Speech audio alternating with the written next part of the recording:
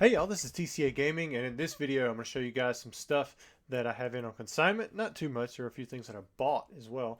And then I'm going to show you guys some grades I got back from CGC, just a few highlights. We're not going to go through everything. Another purchase that I made, and then we're going to open up some new packs right after that. So let's start with the consignment. So these are all fresh from PSA, and they're going pretty much full mode with these labeling of the 291 300 yen type deal. But we got a base set pack there and a 9. Got a Gym Heroes. I didn't even know there was different yens for Gym Heroes. Got 300 for the Team Rocket. There's a 7 on the Neo Genesis. Got a 9 on the Neo Discovery. It's like Ruin of the Alps or something. I was hoping it'd say it, but it doesn't. I can't remember the exact Japanese name. I think that's what it is. It might not be, though. I got a 10 on the Fossil Pack. I think you want me to do a little bit of extra advertising for those. Got a Japanese Jungle Booster Pack and a 9 there. I like the artwork on the Jungle.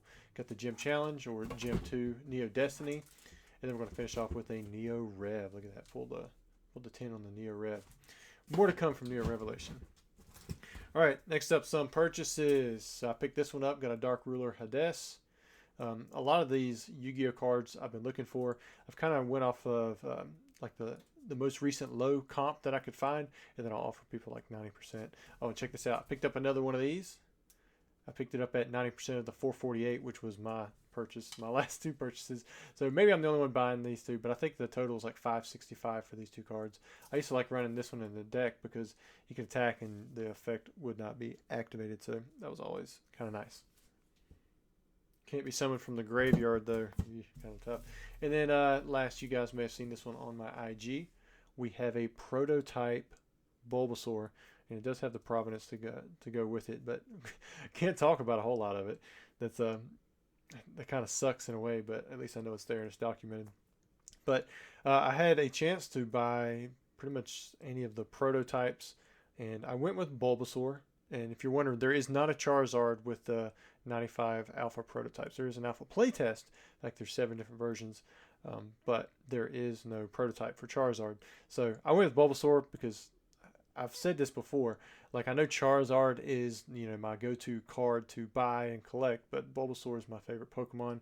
The fact that he is number 1, and I think that's cool too. That got the alpha prototype here. I only pulled the 8.5, probably because it's a little slanted, right? I don't know why I got the 8.5. Actually, I thought this one was going to do pretty well. Or, I mean, it still did well, but I thought it was going to do a little bit better. But I did buy another card. I'm not talking about that one just yet, though. All right, next up, we have got some stuff back from CGC. I'm only going to show you guys the highlights. I did get back. I sent in a ton of these Mewtwo's, man. But I did get a handful of Pristines. Those sold out immediately, but I mean, I have more. I only put 4 up for sale. Same thing with this Greninja Gold Star. I think I put this one up for 100, and it was just like, it was gone, like insta gone. So I'm gonna raise the price on this one. I do have a few more, but I don't have that many. I did manage to grab a few more than I did last time of this one. I didn't make the same mistake I did on these two. I think I did that one at 79, this one at 99. They both sold out so fast. I checked the comp. There was a comp on this one for like 260. So I was like, and there were none on the market. So I was like, what, let's just put it up to 299.99. We'll just see what happens.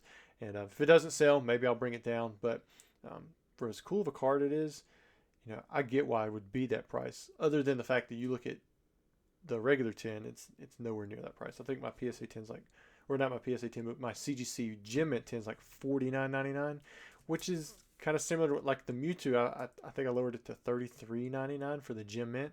So I thought it $79.99. I think it was $79.99. Like, that's more than enough compensation for a modern pristine, but it's a little different on the English side compared to the Japanese side because sometimes it is hard to get that pristine. Same thing with the Greninja. I think I've got it at $49.99 or $59.99, something like that for the Gym Mint 10. So I thought 100, would be good for the pristine, but the 4 sold very quickly. And I do have a few of these. I think these are already up, but got a Mew. Some of the Black Star promos. I still have some of the Snorlax as well, but I think it just looks so good with that pristine. You don't have to pay the black label price, but it does bring a little premium in general over the PSA 10. Some cards do not. In fact, they go lower than the PSA 10, but it really depends, I think, on the like how many are graded. There's a lot of them graded, then you might have a better chance of that pristine getting a little bit of a premium. But if there's only a few and it's highly collectible, then I think PSA can sometimes dwarf the pristine 10, as it would in cases like, with say something like the Magneton that I tried grading with PSA. That's unlimited. Same thing with, like, if somebody pulled out an Ampharos from Neo Rev unlimited and a 10 PSA, that's going to bring a hefty sum. But before we open up some stuff, I'm going to show you guys the purchase that I had. Oh, that was nice. Check it out. Hopefully you guys can see it. There we go. See if I can get it straight. I'm like working backwards and it's not working very well. There we go. Kind of. So, but yeah, it's a Neo Rev, and I don't know if you guys can see it, but these are actually first edition. It's only a half sheet.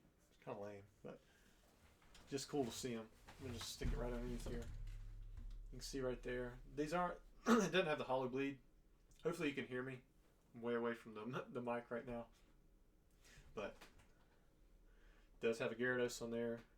It does have Shining Magikarp. This one became available, and I paid a pretty good sum for it. From what the guy said, sometimes you got to take this stuff with a grain of salt, but from what the guy said, there were other offers that were about 75% of his asking price. I just went ahead and bought it for the asking price, and it kind of worked out. There are other sheets too that he has available, but they're not as cool as that one, and I'm still waiting to hear back on whether or not they want to sell me those, so we'll just have to see. But being a half sheet, that does kind of hurt it a little bit. There is some damage to it, but the fact that it has the very first Shinings and first edition Neo Rev is already a very tough set to find at all in an uncut form. But being the hollows and first edition, man, I was like, let's just go for it. I haven't seen it. All right, so what we're going to open up is Trick or Trade. So if you don't like Trick or Trade, well, that's what we're opening. You might want to tune out. But I want to show you guys a few cards, and I also want to show you something about the packs. From what I've seen so far, some of these boxes are mappable. All right, so first one here, we have Fluttermane. In fact, this is the one I think has the coolest hollow. Look at that. These packs are so cheap, but man, it's like it's like it's being infected, right? It's got the ancient trait thing. All right, so there's Fluttermane. We're going to open until we get 2 of a card. Got a Mimikyu. Now, there is an Umbreon in the set, if you guys are wondering. But there's Gengar. Oh, yeah, I kind of like the Gengar, too. Probably my second favorite in the set. Actually, that's probably my favorite. I like the Fluttermane the way the hollow is, but I just don't in general like Fluttermane. Darkrai's a top 5 card, I would say.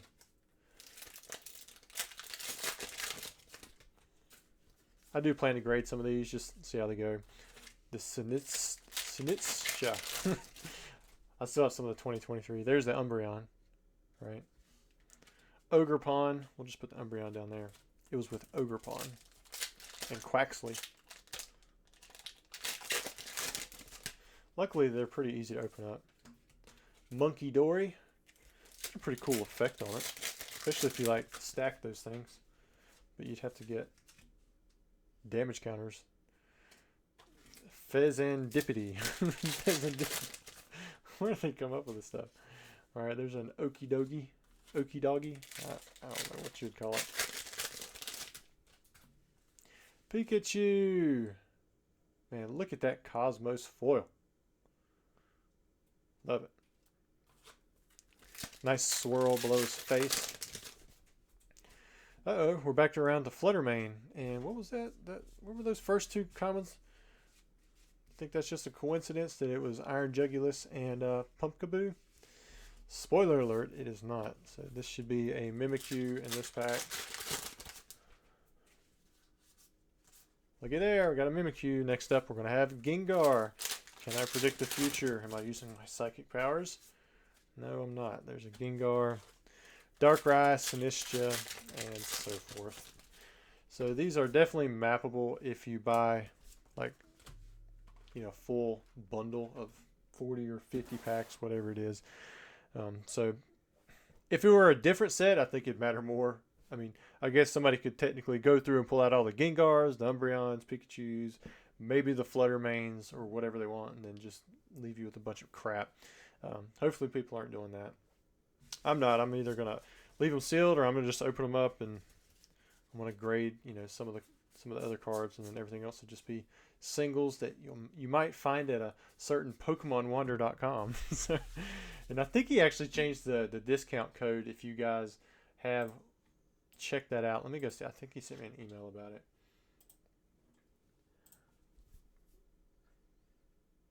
Yeah, he said it'll be 10% off all products. It's one per customer. He said maybe we'll change it away from one per customer in the future.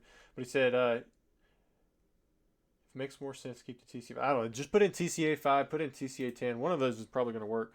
And as far as I know, it's still active. But if you guys go in there, he's got all kinds of singles, but these will eventually end up there. And as cheap as the packs are, I imagine these cards are all going to be very affordable. Don't feel like you got to pay $10 for a Gengar, even $5. You might be able to get it for cheaper than that. If they get up to $5 for a card, then they must be really playable or something like that. Because maybe I'm the only one stupid enough to open up all these trick or trade packs, but I like opening some of them up, and because they're so cheap and they have that cool galaxy foil, I want to try to grade some of them. So we'll just see how it goes. Anyways, hope you guys enjoyed the video. I know it's a barrage of different things there, but don't forget to check out the auctions if you're looking for any of those booster packs. I always have other stuff ending as well. And you guys have a great weekend.